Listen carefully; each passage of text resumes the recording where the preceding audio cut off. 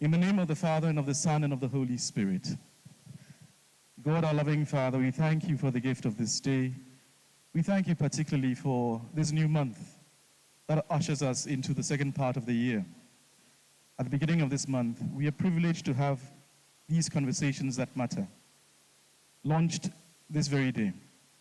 We're grateful to you that we have our speakers here, chairperson and special guest, and that all of us together can enter into dialogue about the things that matter most to us, hoping that in these dialogues you would enlighten us and grant us your spirit to lead us always to do that which brings you greater glory and ensures our salvation. We ask the presence of Jesus Christ, the Holy Spirit, and you, God the Father, knowing that our prayer is answered because we make it in the name of Jesus Christ, your Son, our Lord. Amen.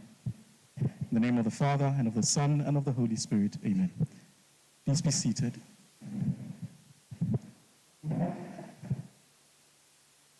So, we've had a long wait, and the point is to have interaction.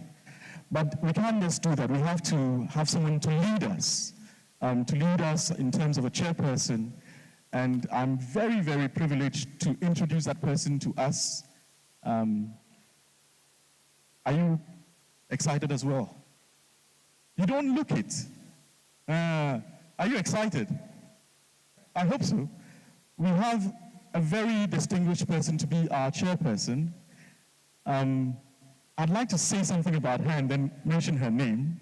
She is the Director of Programs for the Anglican Diocese of Accra. She's a board member of the 2-4 Osetutu II Foundation and is a member of Ghana's Electoral Commission. Actually saw the picture, so I can vouch for that.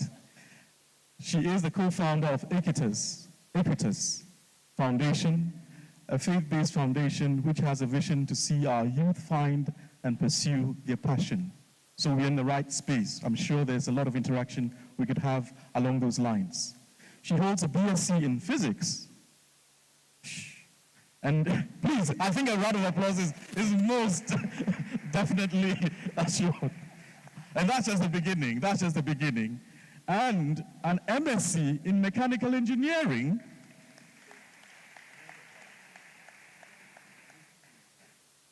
An MBA and an MA in ministry. With great pleasure, I'd like to introduce our chairperson in the person of Reverend Ikia Ofori-Boateng. Please. Thank you all very much. So, heaven knows where we are going. I'm going to share a story with you. So when I was a teenager, I went to Ghana International School. And I'll tell you a story about Ghana International School. One day I met someone who said, "Where'd you go to university?" And I said, "I went to university in the US." And they said, "So when did you leave Ghana?" And I said, "Oh, I gave them a year. I'm not going to tell you, otherwise you know my age." And then they said, "But what school did you go to?" I said, "GIS." They said, "Oh, but you left Ghana a long time ago."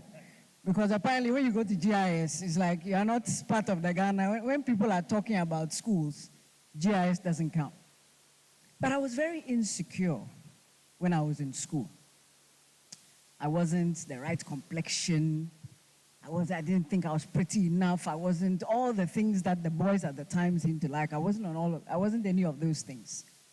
And so I was on a mission to become somebody, just like how all of us want to be somebody. And in my mind, that being somebody was about getting to a place where I had the right car, the right house, the right clothes, being somebody. That in my mind is what it was. So when in my late 20s, I found myself as an unemployed single mother, I was stunned. Life was supposed to go well for me. My corporate ladder dreams had fallen apart. And the one being I blamed for all of this was God. I felt as if God had done the things he was supposed to do, I wouldn't have the problems that I have. If he hadn't made me have all the issues I had as a teenager, I wouldn't have struggled so much.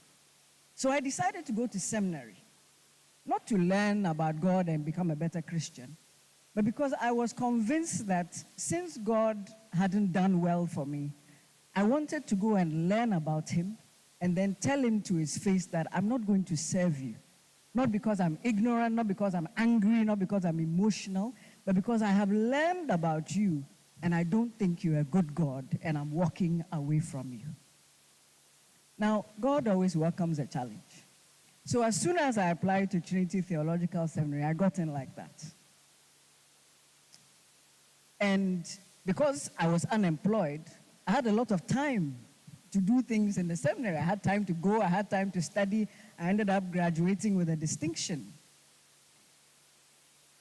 But who I became over that period, and while I was in seminary, there was still no job. Everything was very difficult for me. Who I became over that period was somebody who was humbled, somebody who was not entitled anymore, because I didn't die from not having anything. At one point, my total income was 400 Ghana cedis a month, which was a donation from my mother. So I found myself very dependent on this same God that I had issues with. Now, why am I telling you this story? I'm telling you this story because today we're talking about heaven knows where we are going. Everything you heard about me being today, I can now trace back to those difficulties, the things I learned when things were hard and difficult for me. And so one of the things I want to assure you of, as my dear brother is speaking to you, is that I don't know what your challenges are. I don't know what insecurities you're struggling with. I don't know whether it's unemployment. I don't know whether it's marriage you're looking for that you haven't found. I don't know whether you're married and you can't find a child. I don't know whether you're feeling insecure, you're feeling afraid. But whatever it is, I do know that it is a stage you're going through to build you up for your next level, whatever that level may be. God is not interested in making you suffer or making anybody suffer.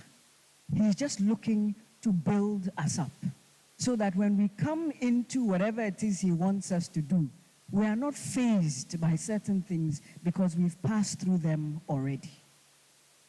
So today I want to encourage you that heaven, the God who fills up all of heaven, he knows where you are going.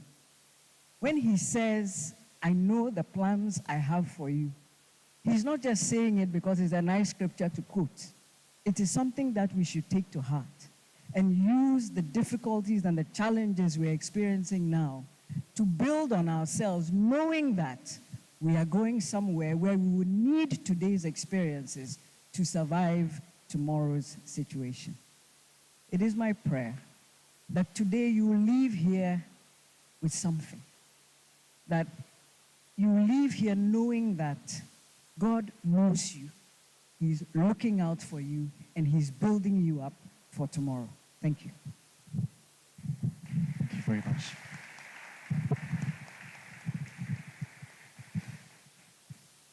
Very inspiring words from our chairperson, by which she accepts this role of being chairperson. I'm sure we're very grateful to her.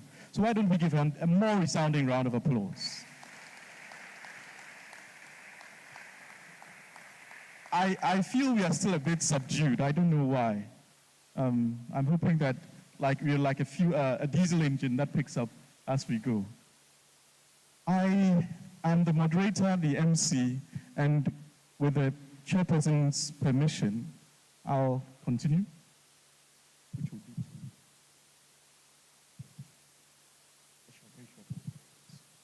so I have the green light, and that is to make a very, very brief, short introduction of the keynoter.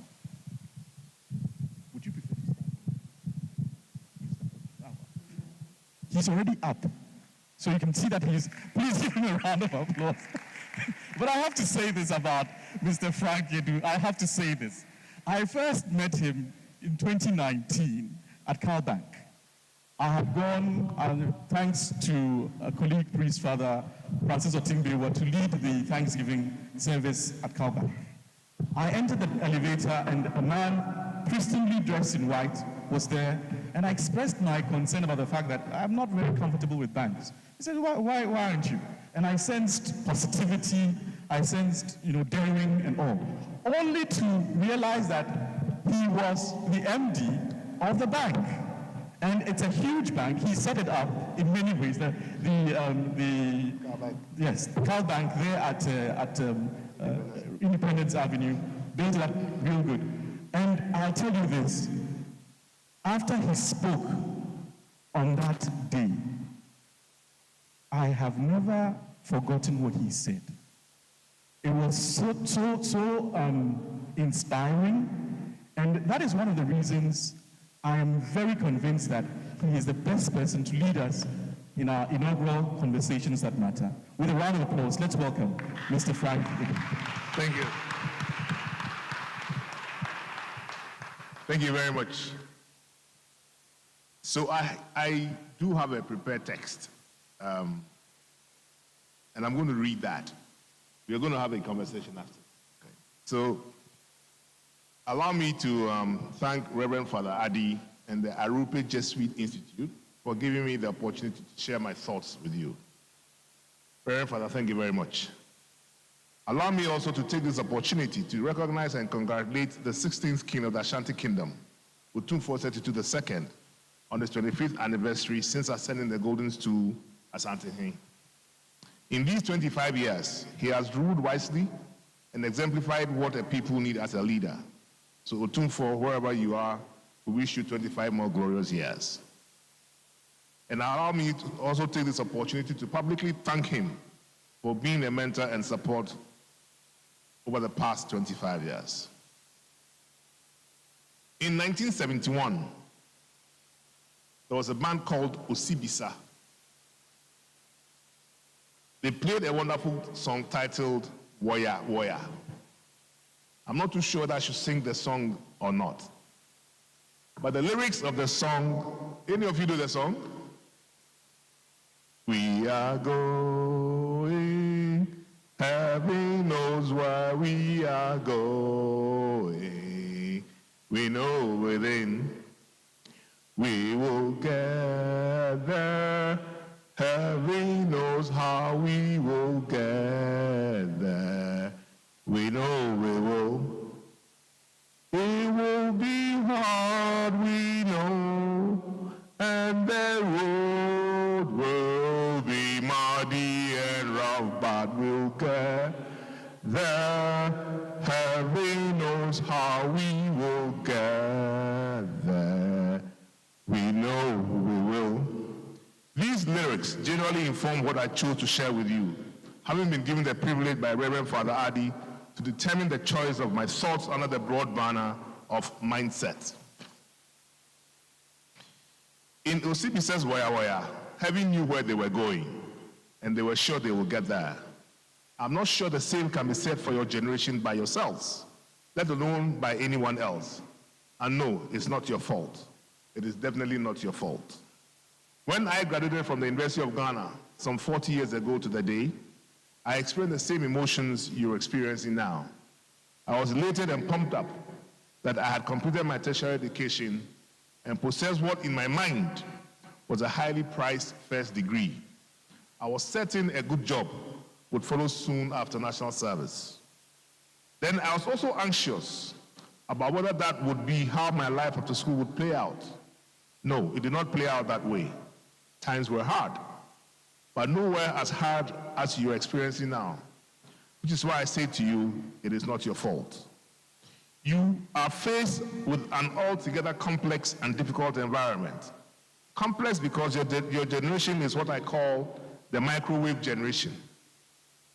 I call it the microwave generation because you are programmed from birth to be impatient, even entitled, and again, it is not your fault. Impatient because you have grown up in a technological age where everything gets to you almost in real time because of the power of social media, technology, and the internet. You therefore suffer the pressure that comes with social media, Snapchat, X, Facebook, Instagram. Yesterday, my daughter was talking about another one. I forget. TikTok, there's another one. That kind of pressure can either dampen one's spirit or raise one's hopes and aspirations. You are growing up in a difficult economic environment with very few jobs and high unemployment. You are growing up in an era of severe peer pressure and family pressure. You are growing up in an environment which confuses you about what your sexuality should be, when simply put, it is binary, in my opinion. You are growing up in an environment where all we see and want to emulate are very corrupt politicians and societal leaders, and you see these people presented as role models, and you get confused as to whether this is the type of person you want to be or otherwise. Particularly when even the churches, including the Catholic Church, will give these persons places of honor in the church. You are growing up in an era of instant gratification with no value placed on medium to long-term planning, especially by successful governments of the day. So you wonder, and rightly so, what future you have. And on the macro level, the future appears bleak. Ladies and gentlemen, you are growing up in an environment where all of a sudden we have so-called celebrities, and all you hear and read about them is one salacious issue or the other. And you are growing up in a very toxic and volatile environment where you are either NDC or NPP, and woe betide you if you are either one or the other. You are growing up in an environment where you don't have somebody to hold your hands, you may not secure a job or a contract. You are growing up in an environment where scriptural teachings are being seriously tested and challenged, where evil seems to always triumph over good, and this must be confusing for Catholic youth like you. You are having to process a lot, so no, I do not blame you. The generations before you, including mine, have failed you, and I must apologize for that. Sir Sam Jonah, only a few weeks ago, delivered the 2024 Spring Commencement Address at Morgan State University, where he echoed similar sentiments. Having said that, remember, heaven knows where you are going. The question is, do you? It is how you choose to react to the environment you are faced with, which will make the difference. Of course, all of you will process your personal circumstances within the environment differently. Some will make the right choices for themselves, others may not. But in making the choices, you must be guided by some basic principles, which will require a mindset change. One of them is hard work. Having interacted with many young people, it has become fairly clear to me that many do not believe in the grind and toil associated with hard work. Trust me, hard work pays. Hard work lays the kind of solid foundation that you require to succeed on a long-term basis in life. Do not eschew hard work. Know that there are no shortcuts. There is no microwave approach to success. Growing up as a young adult, while doing a lot of traveling across the globe, particularly across Europe, I noticed that every European city had a cathedral of note. These were all magnificent structures. The interesting thing I noticed was that all these cathedrals were built over decades, some over 100 years, meaning the king or queen at the time who conceived the idea, and the architects and designers who designed it, and the builders who started the construction all knew that they would not see the completion of the cathedral, but they started it, and it was completed over time. Through this revelation, I coined what I call the cathedral mentality. The Cologne Cathedral, for instance, at the Domplatz, was started in the year 1248 and was finally completed and opened to the public in 1880, 632 years later, and it's a magnificent structure. So was the Cathedral of the Holy Cross and St. Eulalia in Barcelona, which was constructed from the 13th century to the 15th century. So, develop a cathedral mentality. Think long-term, think hard work, think perseverance and persistence, and work assiduously and purposefully towards it. Understand in your psyche that life is a marathon and not a sprint. It is life and not a dress rehearsal. You have one shot at it, so you must give it your best shot. But also understand that life is not meant to be a straight and smooth road. It has not been since Eve convinced Adam to taste that apple. So you must expect challenges and failures and disappointments. Yes, there will be successes, but trust me, there will be a lot of failures. Your mindset will determine how you handle both success and failure. For some, success can be the beginning of failure, because for a lot of people, initial success may cause you to drop your guard and forget your values and principles. Initial success may make you complacent and give you a warm inner feeling and also a sense of invincibility. That is a trap. For others, failure is what you will taste first. But understand that failure is in falling down and staying down. You should not stay down, but get up and keep moving. You must persevere and you must persist. Most importantly, you must learn lessons from your failures and missteps. Correct the mistakes, don't repeat them, and move on. Like Johnny Walker, keep walking and never give up. Mistakes should make you strong. Mistakes should build and fortify your character. Mistakes should help you develop a positive attitude. Mistake should revolutionize your mindset. And as you progress in life, you will find that finances will dominate your psyche. The reality of contemporary living is the fact that finances now form the basis of one's livelihood. The days when nephews depended on uncles for their lifestyles are gone and never to return again. The extended family system, which was our own informal Ghanaian social and financial support system, has been destroyed forever, never to return again. So generally, you're on your own. In this regard, financial planning is key. Growing up, my father was my best friend, and he gave me some nuggets. At this point, I will share two with you.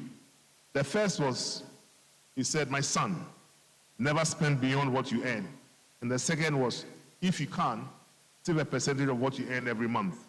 In fact, I tell a lie. There was a third, which was, never borrow to support your lifestyle. So, never spend beyond what you earn. If you can, save a percentage of what you earn every month. And the third is, never borrow to support your lifestyle. I know it will feel like it is impossible trying to do any of these three things. Trust me, it is possible. All that is required is self-discipline and avoiding social and peer pressure. As indicated in my opening remarks, in this era of social media, peer pressure and social pressure is intense. But you have to hold strong and stick to a plan. And the base of this plan is simple. The 3 pillars my father gave me, I give them to you as well. They have served me well, and if you abide by them, they will serve you well. Abiding by these allows you the luxury of investing, because once you save, you generate investable funds. The importance of creating investable funds is that it gives you the opportunity to create your own pension. You can no longer depend on SNIT. I did not, and I started creating my own retirement and pension fund right from the day I received my first paycheck. I find in my retirement that is the best decision I ever took, because it is those investments I made almost 40 years ago which today take care of me. And it was a slow, determined, long-term process, the cathedral mentality. One of the many benefits of astute and careful financial planning is that it affords one the luxury and/or the option of fidelity to integrity.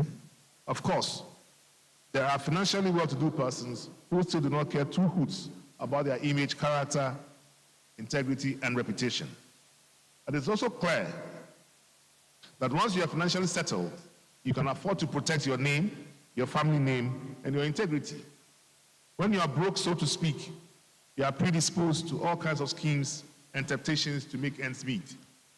The men may resort to fraud, the ladies may resort to prostitution in various ways, all generally demeaning to one's self-esteem, as I do not believe people are necessarily happy to live such lifestyles. Most are forced to do so, unfortunately. So, ladies and gentlemen, as much as possible, protect your integrity and build your character, and it's all a mindset event. Thomas Jefferson was the 3rd president of the United States, and he made a profound statement which I quote: "Nothing can stop the man with the right mental attitude from achieving his goal, but nothing on earth can help the man with the wrong mental attitude." Career planning is also critical, but in addressing it, it feels as if it's mainly a theoretical concept, but it is not. because career planning is a fact of life.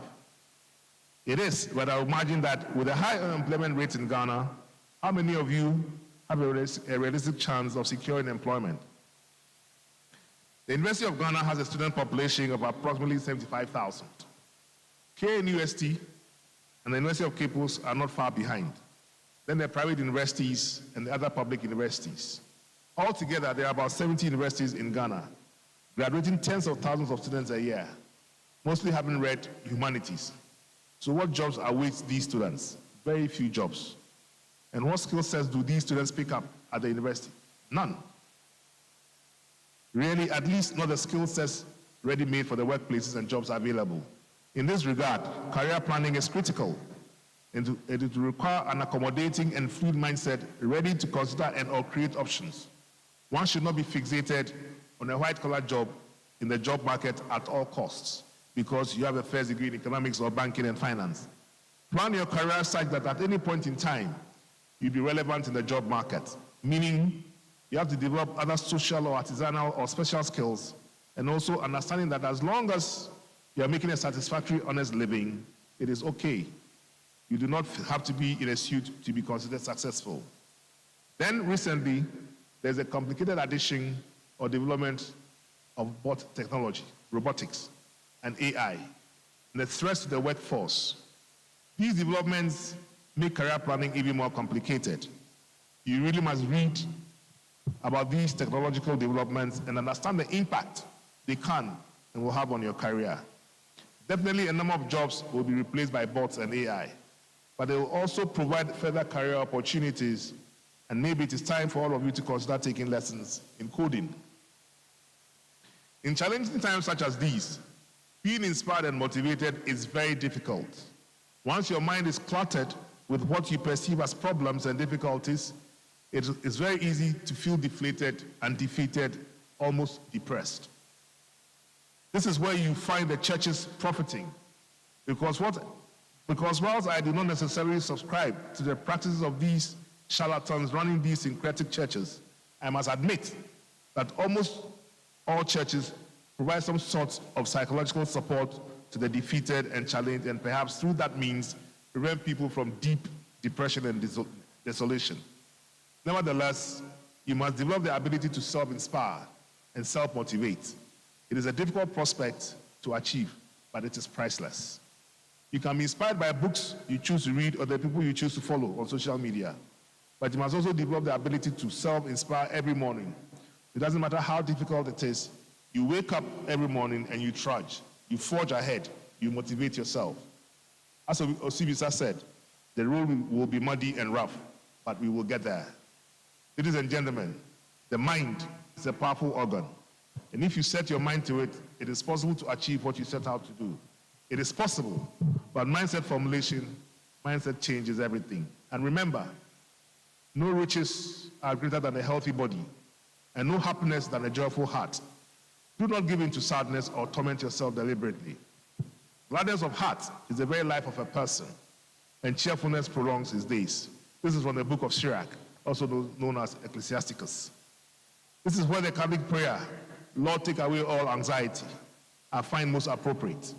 And it is my favorite Catholic prayer, that simple line, Lord, take away all anxiety.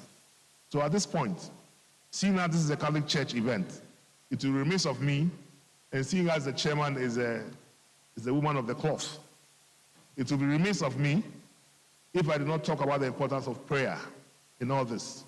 So in all things, you must pray and trust in your beliefs and faith. But it's also important to understand that no amount of prayer, no amount of tongues will help you if you do not act yourselves.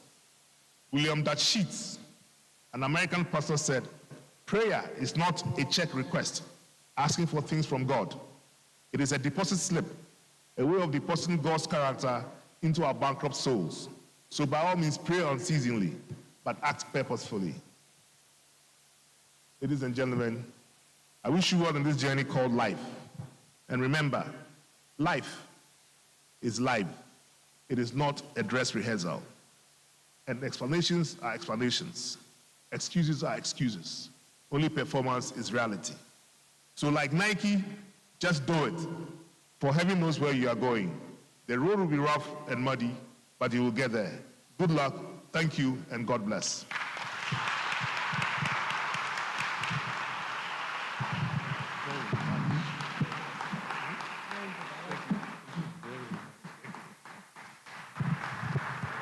Please, keep at it.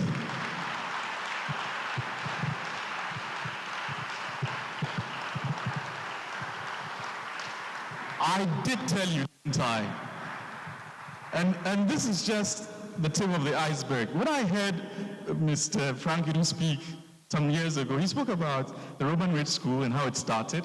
Is Robert the son you took to begin to GIS and it didn't work out? Oh, right. So there are lots of stories I could tell. There's even the story about how a very, very impetuous young man in his 30s went to see the board chairperson of CalBank and said, I'm interested in being the next CEO. That story I remember as well. So there are lots of very, very inspiring stories, and you've just heard him. The cathedral mentality, so many good things. Please, once again, a round of applause for Mr. Frank. These are supposed to be conversations, and we'll soon be opening it up for conversations from you, but we have one last person to listen to, and she is a special guest. Let me say this about special guests in the Catholic, panorama. Often when we have special guests in our programs, we are thinking of red buttons. We're thinking of bishops, isn't it? I decided, well, forget about bishops. It's a youth program, and we want young people who will inspire other young people. The interesting thing about the special guest is that she is, in a sense, a product of Mr. Frank Edu. And maybe she'll refer to that in her own speech. So why don't I keep quiet for once and allow our special guest to take the floor? She is in the person of Miss Teresa Anda. A round of applause for her. Good evening, everybody. My name is Teresa. I'm Ghanaian. People ask me that a lot. I just have a funny accent. I went to the Roman Ridge School when I was 8. I was one of 3 students as the pioneering students of the school.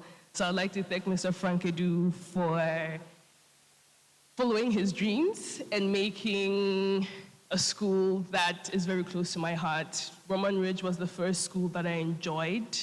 I didn't know school could be interesting. I didn't know school could be fun. It taught me how to enjoy learning. And so yes, I thank Mr. Frank Edu. I thank Mr. Gordon Kopaldes, Mrs. Fafa Awino, and Mr. Allen, who was the headmaster at the time. Yes. So I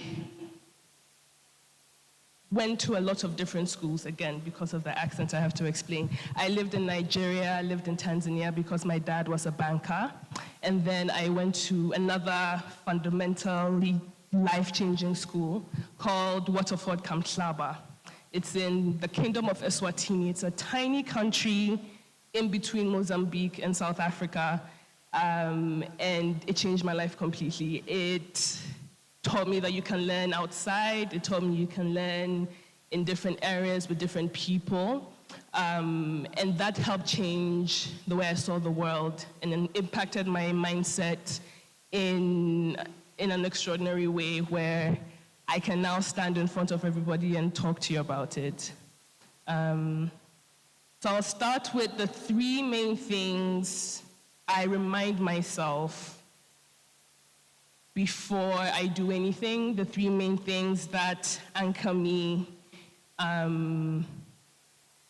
when I'm scared, when I don't know what's going on. Being young is a terrifying experience. We have no idea what is happening, and we look to our elders for advice, for input, and they seem sometimes not to know what's going on. So I feel like having your own values that you stand with to guide you on your path is very important. The first thing for me is it's okay to make mistakes. Mistakes are how you learn. Mistakes are how you grow. It's okay to fail. I know a lot of us are scared of failure. and it's part of life. You learn when you fail and you make a mistake. It allows you to recalibrate, as Mr. Edu mentioned earlier. The second thing is to learn to know yourself, learn to accept yourself, and then learn to love yourself. I think it's very important for young people to not necessarily always follow the status quo and to look within and figure out who you are outside of what your parents want you to be, outside of what society wants you to be, outside what you're afraid of. Another one is it's okay to be afraid, but you have to do the hard work anyway. It might seem scary, it might seem you might not be able to achieve what you want to achieve, but do it anyways, because you lose the opportunities that you miss. If you take them, that's when you know whether you can make it or not. So don't sell yourself short. Believe in yourself, love yourself, and do what you have to do for you. The third thing is know God and hear the message He leaves in your heart. Sometimes it's very difficult. We have a lot of distractions. We have social media. We have so many things happening in our lives. But it's important to look within and understand your relationship with God, your relationship with yourself, in order to know what path you're going. So these are the three main things I use to maintain my mindset and to keep going when everything seems very scary. Thank you.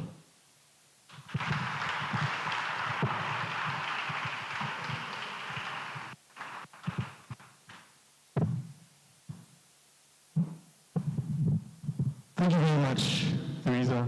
I know you need to be Mami. I should feel free. And so please give Theresa a round of applause as well. Unfortunately, I was out most of the time, but I'm sure I heard the last bit about prayer. And it certainly resonates with what Mr. Edu said. I'm craving the chairperson's act of liberty. We will now open this up, to make this a conversation. I'm sure you've heard all that has been said. You cannot just be silent listeners or spectators. There may be things that you want to share, perspectives that you have, questions as well. You've heard me speak about Cal Bank and a certain young man's readiness to say, look, I want to be the next CEO. We want to ask, Mr. Edu, would you like to tell us more about this or other things? I'd like to begin, though, and perhaps direct this to Mr. Edu. Thankfully, earlier this week, thanks to the generosity of a friend, I was in Dubai. My first ever visit to Dubai. And I was awed, and what awed? Yeah. Simply blown away by what I saw. What strikes me is mindset. You have a sheikh who recognizes that the fuel reserves of his country will not last forever. And so decides that what we will do is we shall invest in tourism and make our place a tourist hub and spend so much in that. It's the mindset. It's the fact that you think through something. So I just want to ask you, what are we not doing right in terms of getting a mindset that is so transformative as is represented in a place like Dubai? I don't know if, I'm presuming you may know Dubai, but yeah, that's my question. A bit muddled up, but I'm sure you understand. You mean as a people? Is this a trick question? Well, I think that if you talk about Dubai or Rwanda, Morocco, it's all about leadership. Maybe 3 months ago, I was on another panel called Achimota Speaks, and a similar question was asked. And I said, it got me into trouble, but let me repeat it anyhow. I don't think that in contemporary times, Ghana has had leadership. I think we have had rulers, we haven't had leaders. Dubai has leadership. Dubai has visionary leadership. purposeful leadership. We have, in this country, developed a governance system which is inimical to development of the country. We have so-called democracy, which is one party or the other, and their psyche is, if I'm in power, I think about me, the individual first, the party second. No, I think about me, the individual first, my family second, the party third, and the country fourth, if at all. Before we came here, we were talking about projects and the job that Mami, for instance, is doing, trying to formulate plans for the country to follow as one plan, vision, strategy. We have all that. It is the execution of the strategy which now becomes a problem in this country, and I guarantee you, every strategy that we have is good. The execution becomes a procurement event. Because in the execution of a strategy, there will be things have to be done, and that is where the politicians and the technocrats focus on, and they simply steal the money. You know? So there is no visionary leadership in this country. That is where I think our problem is. Everybody is thinking about himself and what he can make, and that's it. And this is basically the bane of this country's problems, or the bane of this society is pure greed and abject corruption. It's as simple as that, simply put. We can color it whichever way we want, you know, but I remain apolitical, and I remain an unapologetic nationalist. Both parties are not helping this country. They think about themselves, they're not thinking about the country. That is my answer to you.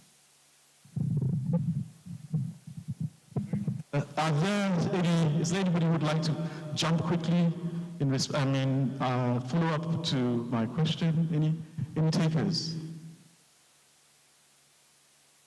I did see you're quite subdued as an audience.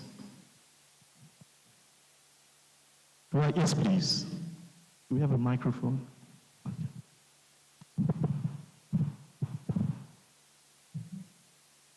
Okay, thank you so much. Thank you for this initiative. I think it's something we don't really pay attention to, but conversations like these are things we need to do once in a while, especially with this generation, where certain things need to be let out. So I totally agree with the response the keynote speaker gave with regards to your question. But also, with a few observations I've made, I realized that there is the situation of misplaced priorities when it comes to executing projects and also leading or leadership in this country.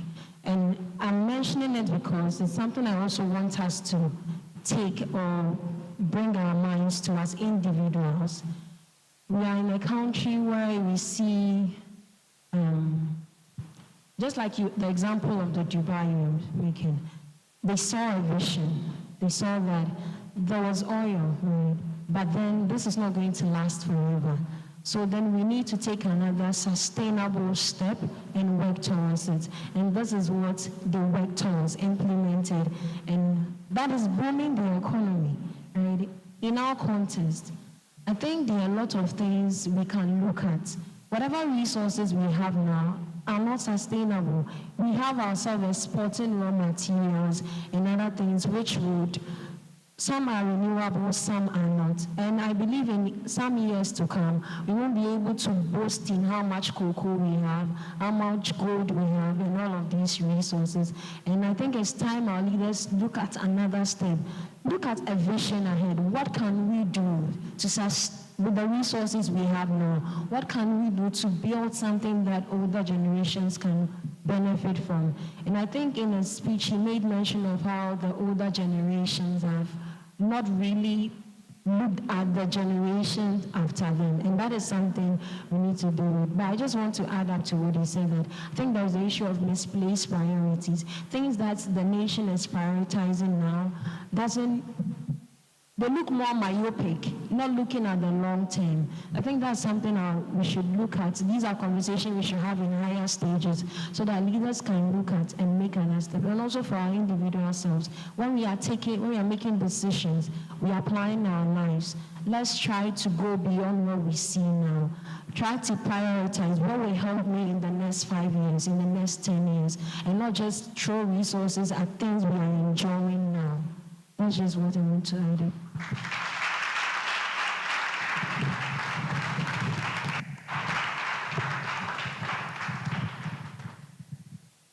You know, you make a very good point, and that's the way it should be. But let's look at our political system. We have 4-year cycles for the president and for parliament. Now, so every 4 years, you need to go to be revalidated so you come back to power. So that cycle that you have does not allow any president with the best of intentions to think long term. Let's take the current discussions to do with, the power situation, for instance. Doomsor existed before John Mahama came.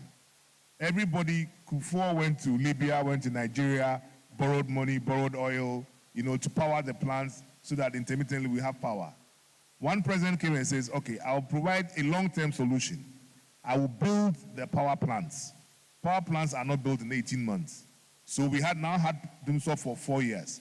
Today, the argument is that in your time, there was Doomsor for 4 years. We have forgotten the fact that that was a gestation period for creating the capacity to go from 1,800 megawatts to almost 5,000 megawatts. So the next time I have a problem like that as a president, I will not take a long-term solution because that will cost me the elections. So the other thing we have to think about as a people is whether this one man, one vote, universal adult suffrage cycle works for us. And before we came here, we had a little discussion, and I made this point, and I'll repeat it. There is no country in this world which has developed using one man, one vote. Not one. No country in this world developed using a democracy running on one man, one vote.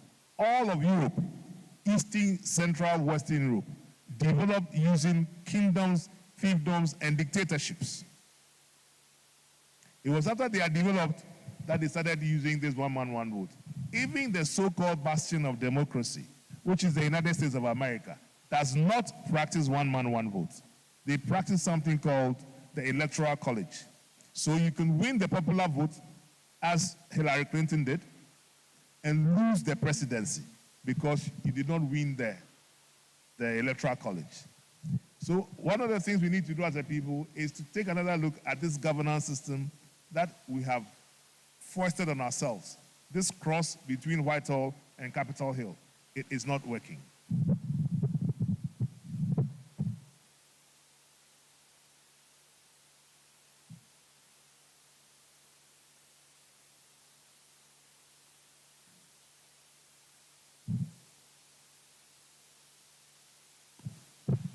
So I have a question for you, just by a show of hand. He talked about the fact that a government says, I'm going to build a power plant over a period of 4 years so that moving forward, we will not have a power situation. The 4-year period comes because in the 4 years, the power was still out. People say, oh, you didn't solve the power problem, so we're going to put you out of power. How many of you actually feel empowered as people who are over 18 years old to hold politicians and leaders to account? Just by a show of hands, how many of you actually feel that you can hold your leaders to account? I thought so. And that is part of the challenge, is that you feel like you don't have a choice, but you do. On December 7th, and every December 7th for the past, 20 years, since 92, that power has been yours.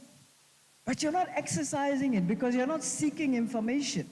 You're not asking, you're not going out there and telling people that, look, the reason why there has been no power for this amount of time is because of this. But if we want to hold the government accountable, then we have a responsibility to say, explain to me, show me what you have done.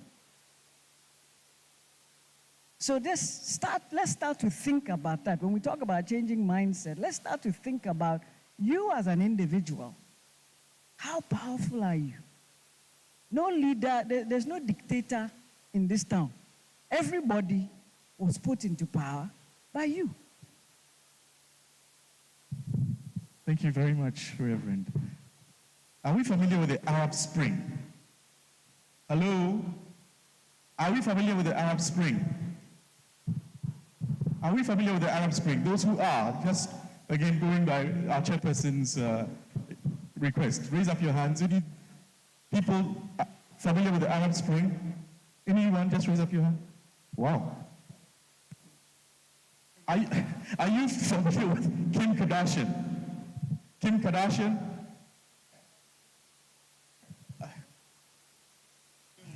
Lil Wayne. Anybody knows Lil Wayne around here? Shatawale. Pa.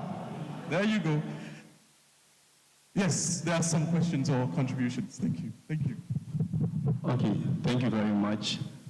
Mine is more of a contribution to the subject matter that is being... Okay, sorry. Mine is a contribution to the subject matter of mindsets.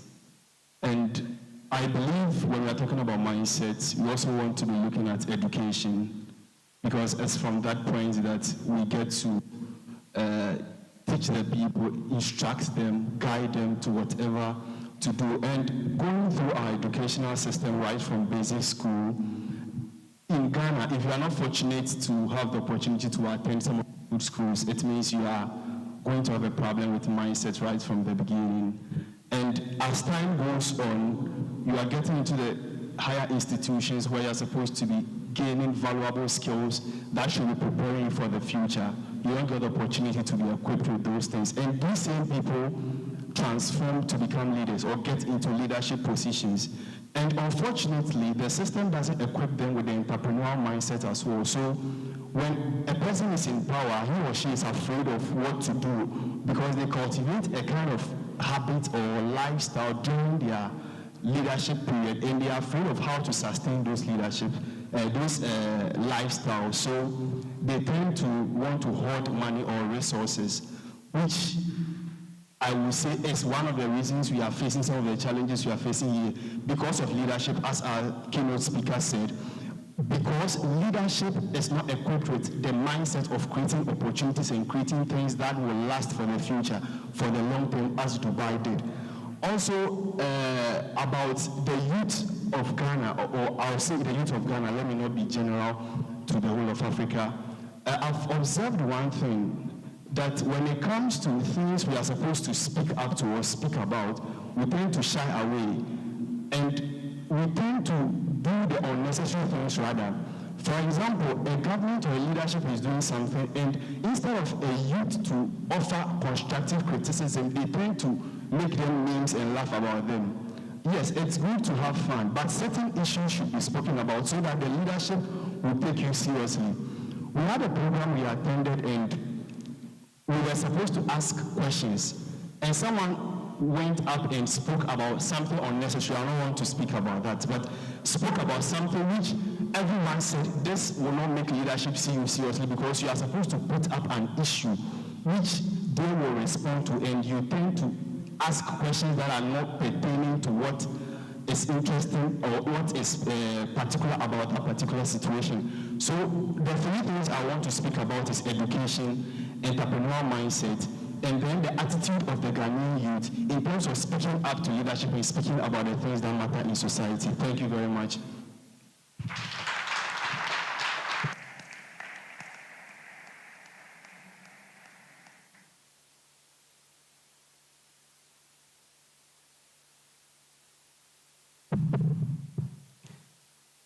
So,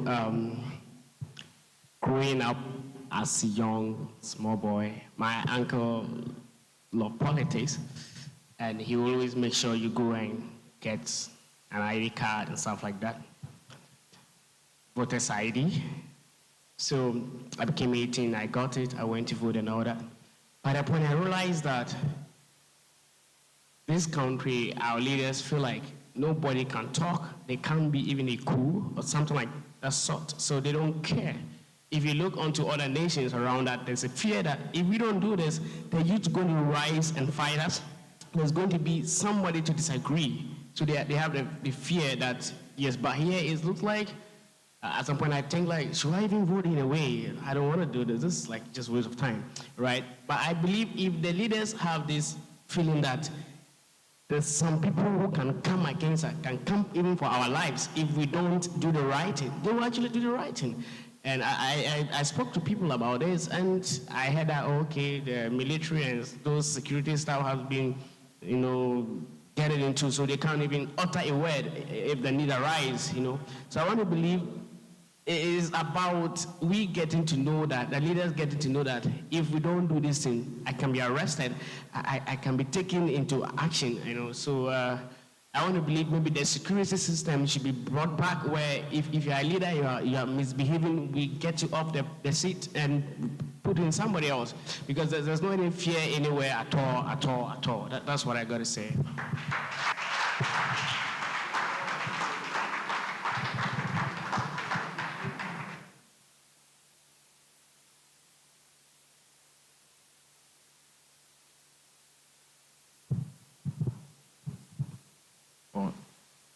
Okay, I want to say a big thank you to the organizers of this program.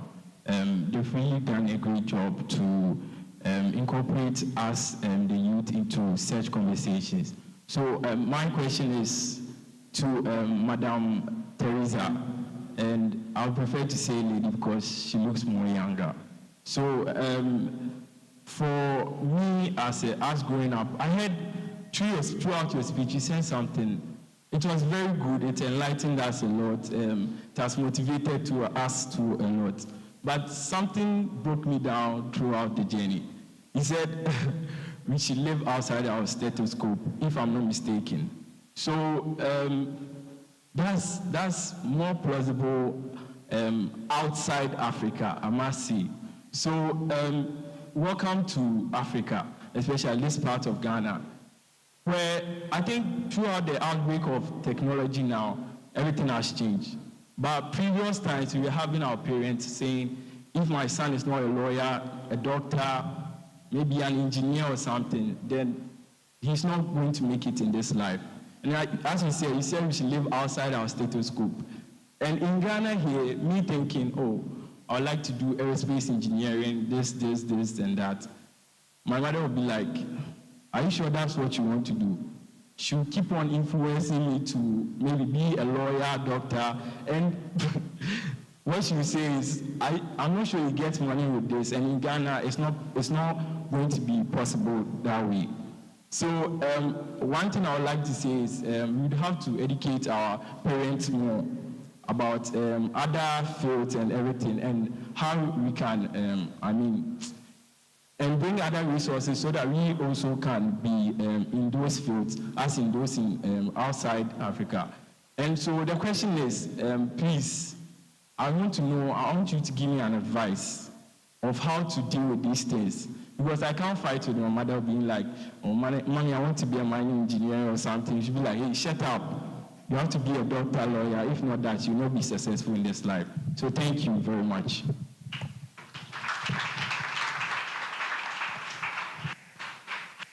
Thank you so much for that. Point of correction, I was raised in Africa, in different countries on the continent, so I understand. So I understand what it is to try and convince your parents that this is something that you want.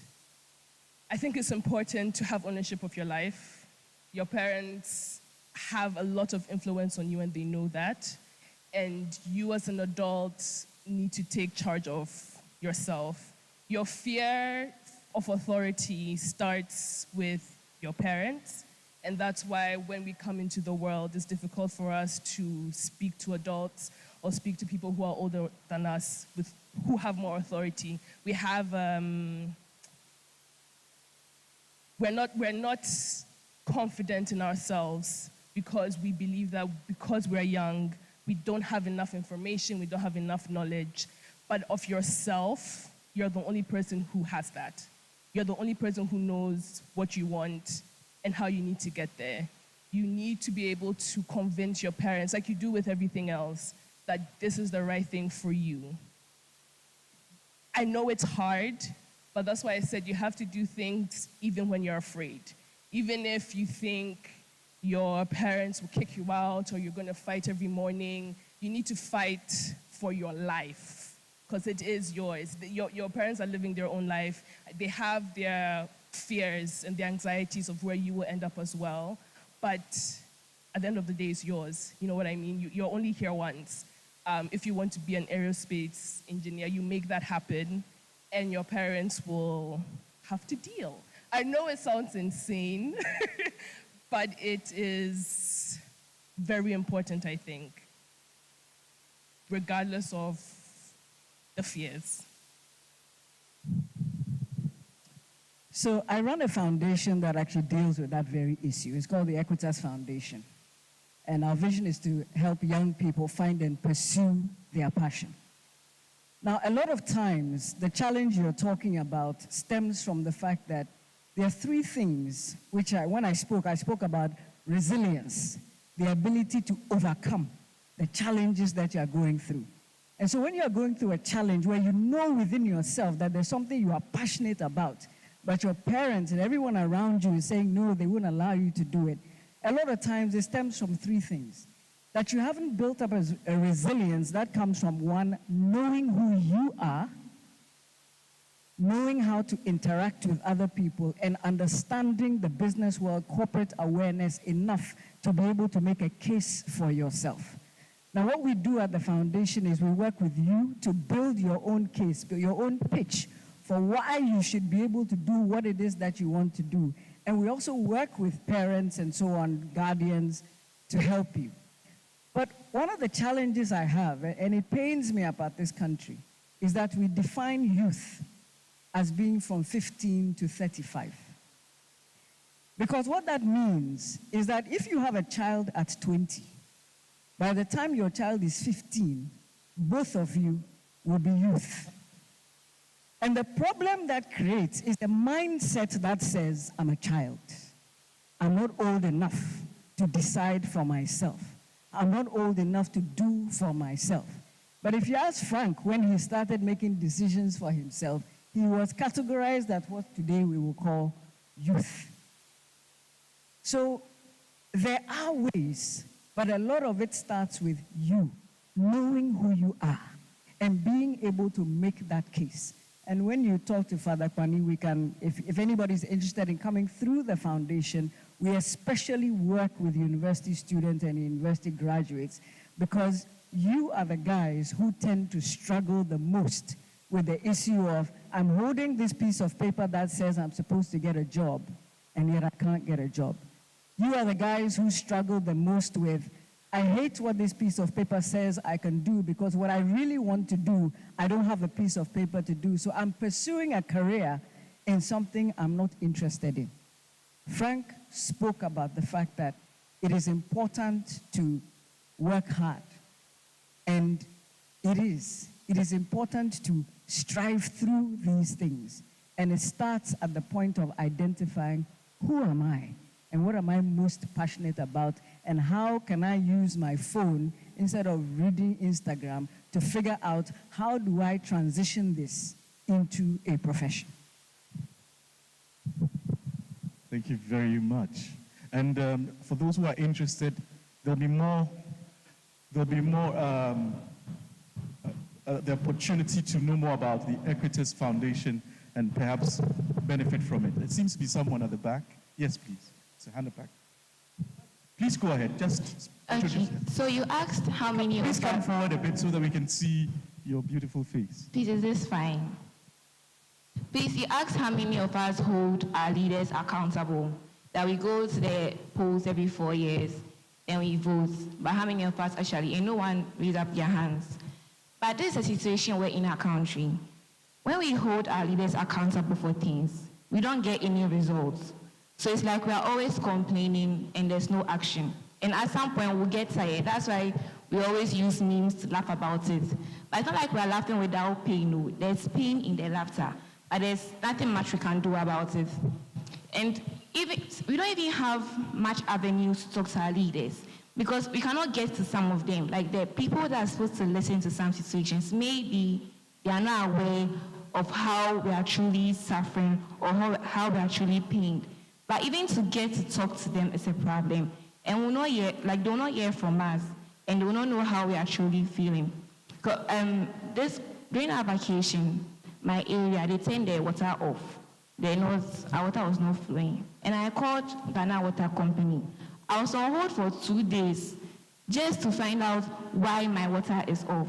So there are no avenues for communication. And even if you communicate, it will take a really long time for results, a really long time. Like before I was born, there are some situations that are still there that they've not fixed. And it's just sad, and like at some point you're just tired of it. You don't even want to talk again because like you're complaining, like a nagging wife. And we don't want to be nagging wives. Thank you.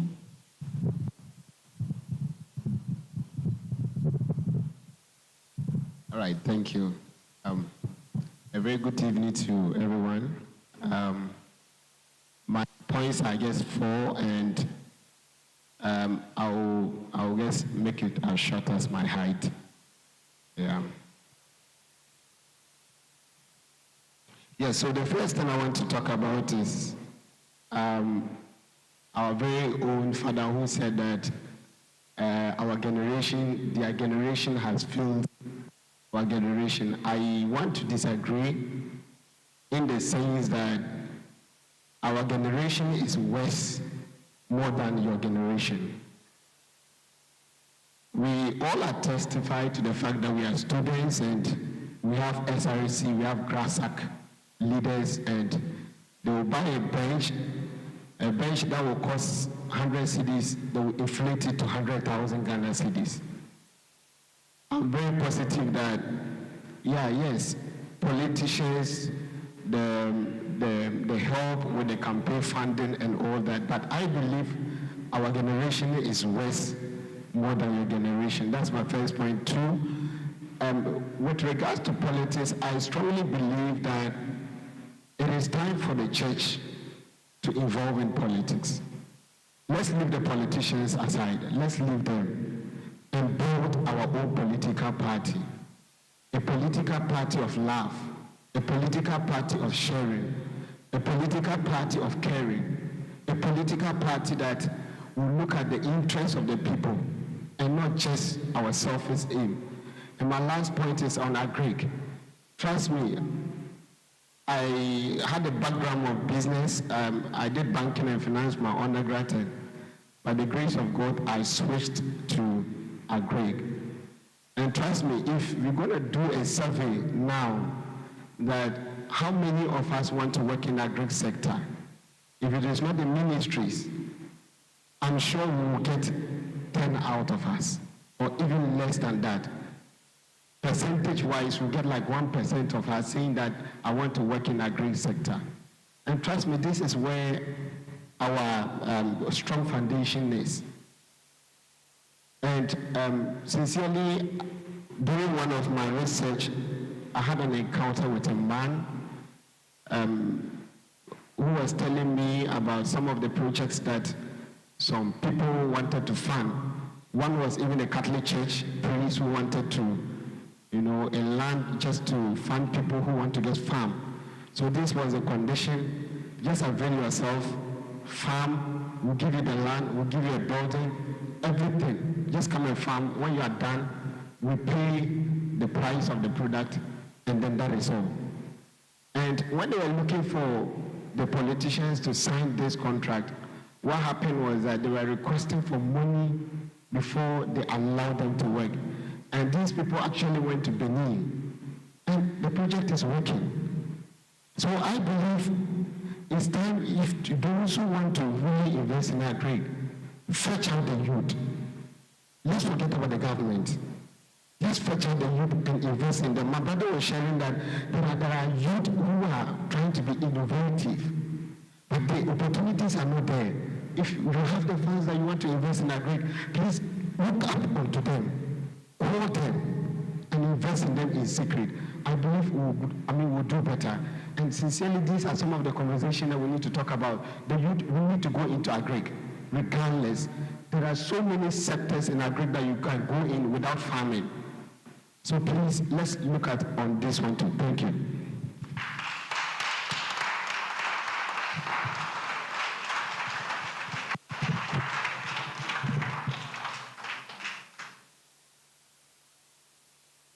Okay, thank you very much. I would like to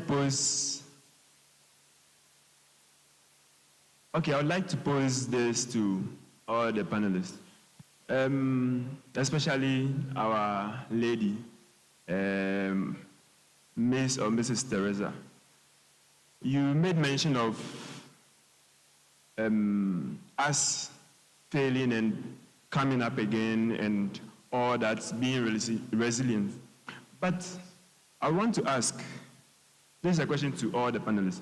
I want to ask, what were your motivations through all these trials? Thank you.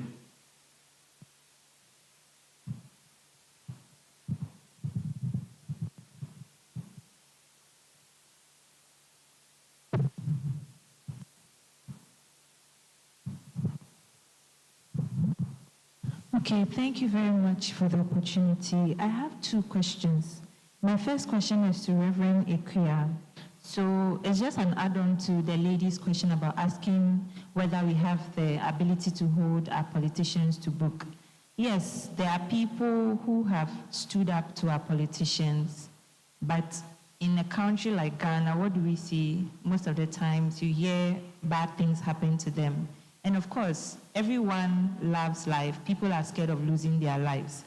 And reading some section of the 1992 Constitution, particularly Chapter 8, Article 62, it says that a person cannot become president unless he or she is 40 years and above, and then unless the person is by citizen, like by birth. This is a country where when the youth try to speak up, like she said, we don't get anybody supporting us. Even when you voice out the concerns, these concerns are not taken into account. So if you are saying that you have to be 40 to become president, what of a person who is 35 and has very brilliant ideas to develop a country? It means that person does not stand a chance. So what are we doing to empower the youth in this regard? And even for we, the youth, when we see some of our youth contesting for various positions, we feel like they don't have the ability to do what we think they have to do. No matter how hard they try, we still don't see them at that level. We think that maybe it's the mentality that we think older people have more wisdom than the younger people. Meanwhile, we can learn from both sides. So younger people can teach the older people, and older people can teach us. And then the next question goes to Mr. Frankedu. It's about the rise in crime in our country, and it's as a result of unemployment. Of course, 40 years ago, unemployment was not at this rate that it is. Population has increased, but leaders are not putting in strategies to ensure that as population is increasing, infrastructures are being built, job opportunities are being created for the youth to engage in. So most youths resort to doing dubious things to make a living. And then even those who have decided to take up entrepreneurial skills, the capital of starting a business is difficult. Even when they go for loans, the interest on loans are very high. So people can't even start businesses even though they have the ideas. They just conceive the businesses in their minds, but they can't bring it to reality. So what are we doing to help even these people who have entrepreneurial skills and they want to invest into themselves? Like someone said, investing into agric. There are young people who want to go into agriculture, but who is holding their hand, who is helping them, who is saying, okay, I'm investing 10,000 cedis into you to go into agric or to start a business on your own. Thank you.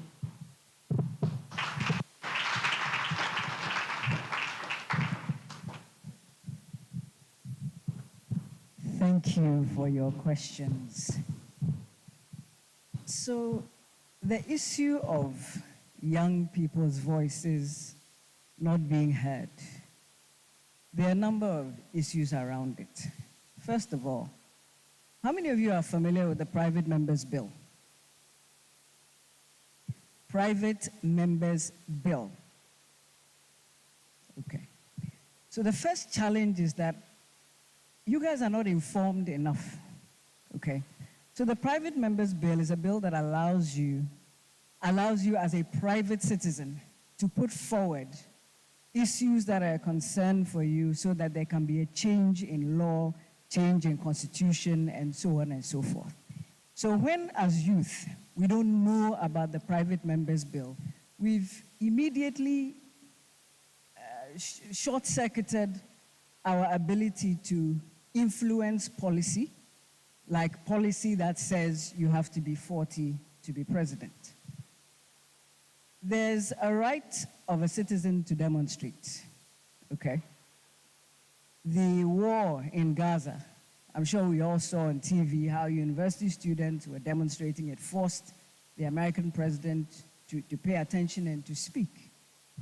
When there was I think it was a Doomsday demonstration or the state of Ghana, there was something that happened at the Flagstaff House, at the Jubilee House. Occupy Jubilee, Julobi, right. What saddened me was that the youth, the very people who were demonstrating, were so divided. Everybody was demonstrating on a different issue. People were, I need a husband today. I mean, it became ridiculous. It wasn't a serious body of university students or university graduates making a point to a leadership and saying, I disagree. I don't like what is happening. So the leadership was not obliged to do anything because there was no real pressure. Social media content is an indication of where the mind of the youth are. For the most part, social media content from the youth is tearing down people, insulting people. And so it makes it very difficult to have that kind of power because amongst ourselves, there's division. The most powerful, most influential person in the country is not necessarily the president. So the idea that unless you are president, you can do something, in itself is a fallacy. So in changing the mindset, we really need to start having honest conversations with ourselves about how much power we have. It may not sound pleasant, it may not sound like, oh, you know, why are you holding us accountable? But if we can't hold ourselves accountable as youth, certainly we cannot expect to hold anybody else accountable. So the first thing is information. If a body this big cannot raise their hands and say, we know about the Private Members Bill, our power to make change to policy, or Arab Spring, and another youth body's power to change what happened in the Middle East, then we are handicapped even before we've started. And that handicap is not anybody doing it to us. It is us doing it to ourselves. So we empathize with you and we want to help you. But if your knowledge, your body of knowledge, it's like we're drowning in information, but we don't have any knowledge.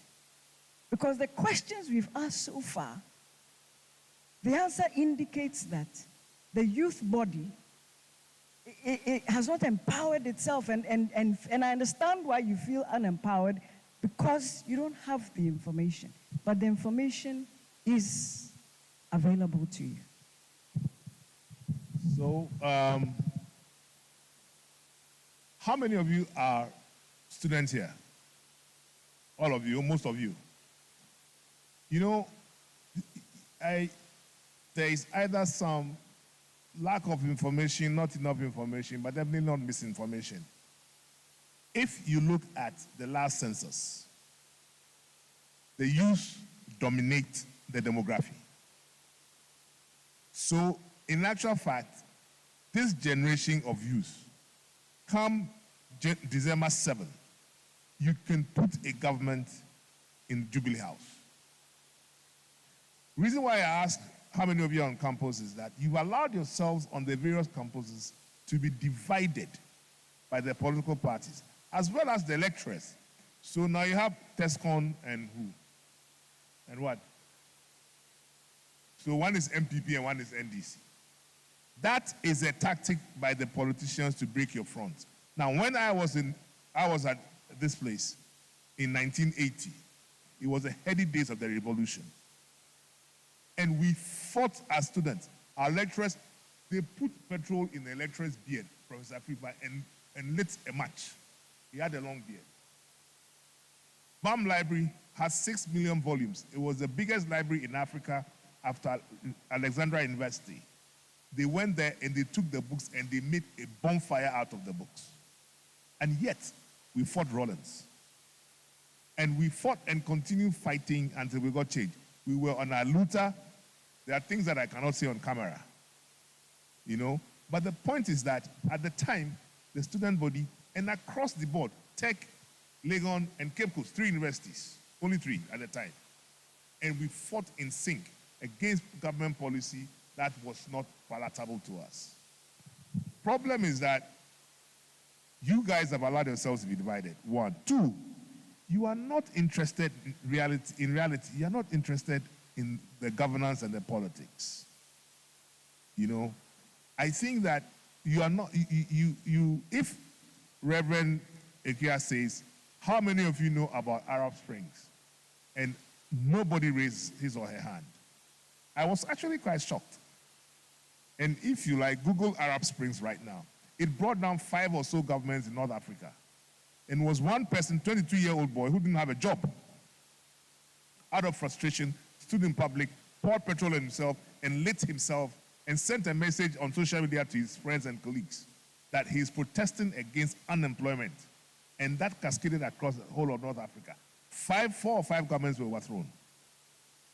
Okay? So I think you people must understand that if you take the last census alone, the youth dominate the demographics of this country. So you have a lot of power. It's how you harness that power and you avoid the divisiveness of the political parties, which is designed to weaken you. You can make a difference. Now, the gentleman who said your generation is worse than mine, I thank you. But I think that your generation is mimicking we have conditioned your generation to become what you are, you know, which is why I apologize. Because you see, many years ago, I was part of a panel at some national event at the conference center. The panelists included ACCRA Otibwating, the recently the chief of Koforia, New Jabig. Professor KB Asante, there's SKB Asante and there's KB. SKB Asante was the chairman of the committee which wrote this constitution that we have. And there's KB Asante. And then there was some NGO guy and myself. Before the meeting, sitting in an ante-room having a chat, Professor KB Asante asked me, young man, what do you do? This was 2001. And I said, oh, I'm the MD of a bank. Then he tore into the banks. Okay? So I'm looking at this grandfather figure, and I said, I'm going to make this man squirm. So I said, after he had told, they should go before me, and you meet your maker, and he says to you, disease, poverty, death, corruption, fraud. Tell me, defend what I'm saying, you know, and he shut up. You know what he said? He says, young man, you are right. It's the same feeling I have when I look at you. But when I look at you, I also see a certain deep-seated sense of disinterest. And that is not good. You cannot be disinterested in what affects your life. You must engage.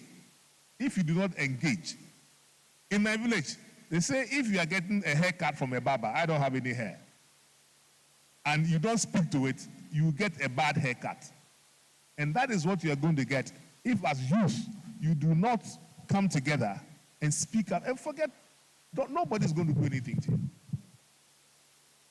They cannot kill all of you. I mean, we went the street, they sent army tanks and water cannons after us, you know. We ran like rats through the forest, etc. But we came back. Eventually, they gave up. You understand me? So understand that you have the power. Don't think you are only powerless if you are divided. So don't be divided. The agri sector, okay. Now, you're talking about unemployment. It is a big problem, okay? So like I said, last year, this University of Ghana, admissions, the government pushed 17,000 students into level 100. This year, at 11,000, Abba is a very strong woman. She says, no more. When I was here, we were 5,000 students. Okay? Now, you have 75,000 or so students. Tech is same. 70 universities across the country. We are graduating 50, 75,000 students a year. We are creating 2,000, 3,000 jobs a year. So, of course, crime will fester. It goes with antisocial behavior, drugs, you know, and it's all because people feel hopeless. Okay? Today, we all see some of the things that the young girls do, and I don't think that any girl wants to do that, but it's economic circumstances. So we must all push government to find ways of creating wholesale jobs. But your mindset also matters. You cannot say, as a young man was saying, that because you have a university degree, you must necessarily work in an insurance company. Unfortunately, a lot of you too are reading humanities. And a lot of you are reading things like HR. Trust me, very soon, it doesn't matter how many people work in an institution, the HR department will have 3 people. Because it's all systems now. Okay? And I've been to a company in Pakistan which had 3,000 workers and 3 people in HR. And when you enter the office, it's just a rack of computers. You put your card in, and everything about you pops up, and you're administered, and you leave. So, do not think that because you have a university degree, you should get a white-collar job. I started working in the bank, luckily, and I needed some money. So, somebody said, oh, I'm doing this project in airport. I need my compound tarred. Not paved. Those days there were no paving stones. So bitumen. I said, well, I'll do it. And I didn't even know where to get bitumen. So I went there to somebody, we took some measurements. I asked, they said there's a place called Galloway. It's in Jamestown or someplace. So I went, 5 a.m. I got there. You see a den of big smokers and all kinds of things. So I went and negotiated. I remember that it was GSM 105. The type of bitumen. I bought it. I went and got some laborers. Transported this thing to the airport. And when I was leaving home at 5 a.m., I said, well, I said, I'm coming. So now I'm holding a hard brush myself. And Monday to Friday, I wore a suit. I was cleaning the place with a hard brush with a shovel, you know, and the boys behind me were laying the bitumen like that. And we had to light a fire and mix the thing up, you know, it will burn you. I finished at 7 p.m. Whilst I was doing it, one of my colleagues from the office drove by. They saw my car parked there, he stopped, came and saw me, said, what are you doing here? I said, my friend, you continue. I got home at 7 p.m. My wife said, there are no mobile phones. Where have you been the whole day? She looked at me and there's bitumen all over me. So on my way home, I bought a can of petrol. Go home, and you have to bath the petrol, then use hot water before you enter the bathroom. On Monday, the company which gave me that contract was called CDH. On Monday, I provided my invoice, and I was paid by Friday. And that invoice was about 5 times my salary, my monthly salary. I didn't say because I was youth, I won't go and do that. I went and I did the job like a laborer, and I put that money in my pocket. So vacate the thought that because you have a degree, you cannot be a chef if you have to be a chef. When Kenneth Furata did all this banking restructuring and killed 7 banks, there are people with master's degree in finance who had worked for 20 years who became Uber drivers. And there's no shame in it, okay? There's no shame in it at all. I met a gentleman in Washington who was driving a taxi, 67-year-old man. He was a former senior government worker who had retired. His wife was a doctor, still working, and he was driving a taxi. And his 3 kids were all big people in Washington. And I said, why are you driving a taxi? He says, young man, I'm not going to sit at home and watch TV all day. Everybody goes to work. So I went and got a license, what they call it a medallion. And now he drives a taxi. And this guy's a PhD holder. And he said, you know what, when I drive a taxi, I meet interesting people like you. I don't get bored, I have a conversation, I go home, I don't need the money, but I've earned some money. So please understand that if you want to survive, you cannot continue to blame anybody, including government, even if government is messing up, for the state of affairs that you find yourself in. You've got to get up and do something about it. Otherwise, you're going to sit there for any government to try and provide jobs. And the jobs are very difficult to come by. Is there anything else? What motivates you? That one is for you, right? Me, I have an ability to self-motivate. That's why I talked about self-motivation. No, people will motivate you if they can, okay? But I have never listened to a motivational speaker. I have never read any of these motivational books because it does not allow you original thought. You know who you are. You know the way you operate. You must find something to get you out of bed every day and move. It's difficult sometimes. It is, but you've got to do it, you know. And once you're able to do it, I think that the sky is not even the limit, it's beyond.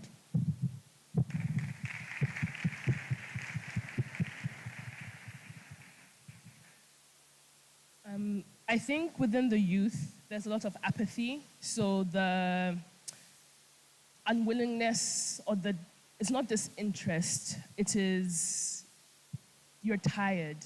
It's not working. We're doing the same thing over and over again. It's frustrating. And that has been put on us. That is something that is being bred within us so we don't fight, so we don't stand up. It's taught to us throughout school, so we feel like that is how it should be. We don't know what we don't know, and people aren't going to tell us. We need to be inquisitive about the things that we are learning. We need to be inquisitive about the world around us. We need to understand that everybody's fighting for their life. Everybody's doing what they have to do, and you have to do what you have to do for yourself. What motivates me? I think what Mr. Edu said is right. You have to have self-motivation, and that comes from a place of self-love, and self-worth. You have to believe in yourself to motivate yourself. If you rely on other people's motivations, if you rely on other people having to hype you up before you do anything for yourself, it doesn't allow you to be resilient. It doesn't allow you to understand yourself. Failure is part of life. Life is very humbling, and you need to accept that. And it's okay to be sad. It's okay to take time to rest and recalibrate. It's okay to cry. I know it sounds crazy, and I know I sound like I don't know what I'm talking about, but I have recently gone through similar things. I didn't graduate not too long ago. I've just entered the work market, and it's scary because you don't know what is going on, and everybody seems to know what's going on, but they don't. No one knows what's going on. I kind of say that we're all 5-year-olds trying to figure out what's going on, and it's okay to be lost, but know that with more practice, with more experience, with putting yourself out there, you become stronger. You start to understand things deeply. You start to understand things you didn't understand before, and it's okay to adjust your plans if it needs to be adjusted. So yeah, that's what motivates. Let me give you one other nugget from my father. He said to me that as a young man, your friends must be at least 25 years older than you. And as an old man, your friends must be at least 25 years younger. And I asked him why. And he said, because if you have a 25-year-old friend, first thing, he will not envy you. Because you are not in the same space. Second, he will advise you. And third, you pick up nuggets from him. If you are old and you have a friend who's 25 years younger, particularly in this age, and this is in the 60s when he's telling me this, she will keep me involved in your world. Because I don't know about Instagram and all these things that you know. So at least I will not become moribund in thought. I'll become contemporary in thought because my friends are young. So let that guide you as well. Choose friends who are older than you, who can only give you direction and the benefit of their wisdom. Okay? Thank you. We need to round this up. It's conversations that matter, so the conversations continue. And I'm very, very pleased that this inaugural event has been so successful. It's quite late and tomorrow is Sunday, there's lots to be done. So I know there are lots of hands. I'm sure after this we can have some more conversation. So thank you very much. You probably are saying we should come back, isn't it? Is that the feeling? And look, I hope before we come back, we'd have studied some more about the Arab Spring. Hello? Because the power of young people is that from here, we could do so much, even just living here. In 1968, university students in Paris were the ones who initiated so much change. So in very much the same way, right from here, in 2024, we can be agents of change. I think we'd like to end by having the chairperson's closing remarks, and then after that, we shall have a blessing, and then we can continue the conversations outside. Thank you. We invite the chairperson with a round of applause. So thank you all very much. You know, tonight, like every night every time I interact with young people, all I see is talent, I see skill, I see new ideas, I see people who have so much potential. And when we were talking, all of us have WhatsApp, right? Most of us have WhatsApp. So I put in the Meta AI in WhatsApp, what can a young person do to influence change in Ghana? And 10 different things came up.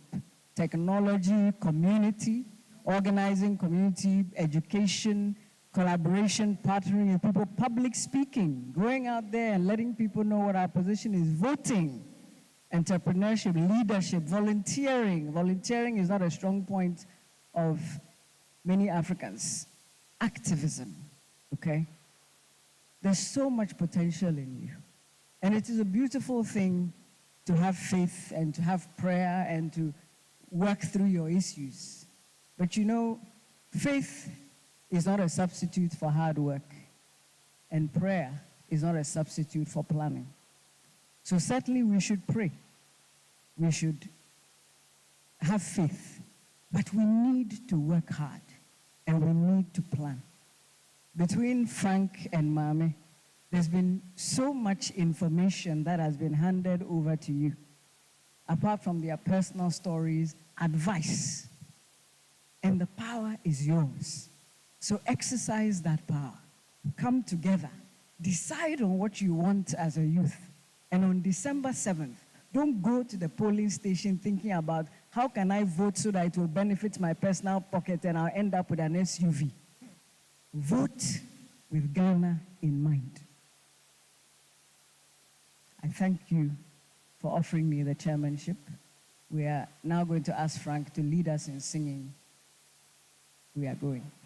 We can all stand up for our closing song. We are going, heaven knows where we are going. We are going, heaven knows where we are going. We know we will get there. Heaven knows how we will get there. We know we will. It will be hard, we know, and the road will be muddy and rough, but we'll get there. Heaven knows how we will get there. We know we are there. Thank you.